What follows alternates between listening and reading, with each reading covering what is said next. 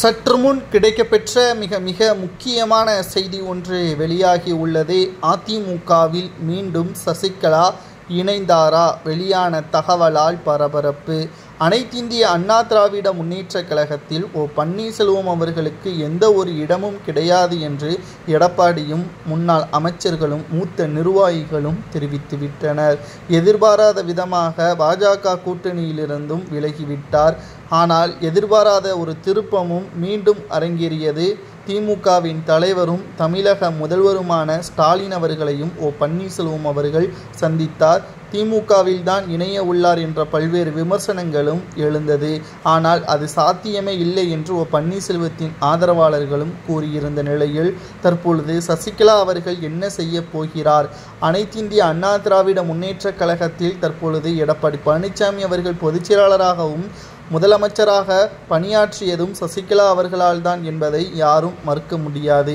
ஆனால் சசிகலா அவர்களை ஓரம் கட்டிய எடப்பாடி கடைசி நேரத்தில் தேர்தல் நடைபெறுவதற்கு 9 மாதங்கள் இருக்கக்கூடிய நிலையில் தற்பொழுது சசிகலா அவர்களை மீண்டும் அதிமுகவில் இணைத்து விடுங்கள், ஓபிஎஸ்ஸின் ஆதரவாளர்கள் முழுவதும் சசிகலாவிற்கும் ஆதரவாளராகத்தான் இருக்கிறார்கள், சசிகலாவையாவது அதிமுகவில் இணைத்து விடுங்கள் என்று எடப்பாடியிடம் பல நிர்வாகிகளும் தொண்டர்களும் கூறி வருகிறார்கள்.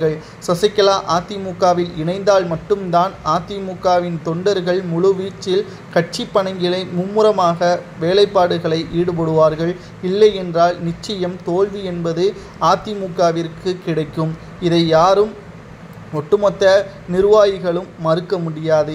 சசிகலா அவர்கள் அதிமுகவிற்கு தேவை, அவரை மீண்டும் அதிமுகவிற்குள் அழைத்து வாருங்கள் என்று எடப்பாடி பழனிசாமியிடமே பல நிர்வாகிகளும் தொண்டர்களிடம் தெரிவித்து வருகிறார்கள். இதற்கு எடப்பாடி இன்னும் ஒரு சில நாட்களில் முடிவுகளை எடுக்க உள்ளதாகவும் தகவல்கள் கிடைக்கப்பெற்றுள்ளது. சசிகலா அவர்கள் அதிமுகவில் இணைந்தால் மட்டும்தான் சசிகலா அவர்கள் மூலமாக நிச்சயம் மிகப்பெரிய அளவிலான மாற்றம் அதிமுகவிலும் தமிழக அரசியலிலும் ஏற்படும். சரி, சசிகலா அவர்கள் அதிமுகவில் இணைந்தால் அவர் எந்த தொகுதியில் போட்டியிடுவார் என்ற தகவலும் கிடைக்கப்பெற்றுள்ளது. மறைந்த முதல்வர் ஜெயலலிதா அவர்கள் போட்டியிட்ட ஆர்கே நகர் தொகுதியில்தான் சசிகலா அவர்கள் போட்டியிடுவார் என்ற தகவலும் கிடைக்கப்பெற்றுள்ளது. அதனால் பன்னீர்செல்வம் அவர்களிடம் இருந்த தவறை சசிகலாவிடம் செய்துவிடக்கூடாது, அதிமுகவில் மீண்டும் இணை